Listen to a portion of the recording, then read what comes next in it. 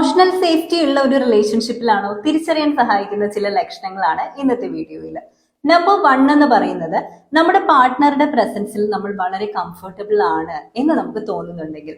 Number 2 എന്ന് പറയുന്നത് നമ്മൾ എന്തെങ്കിലും കുറ്റം പറഞ്ഞാലും വ്യക്തമായ സെൽഫ് അവയർനെസ് ഉള്ള ഒരാളാണ് എന്റെ പാർട്ട്ണർ, അതുകൊണ്ട് തന്നെ അക്കൗണ്ടബിലിറ്റി എടുത്തോളും എന്നുള്ളൊരു തോന്നലാണ്.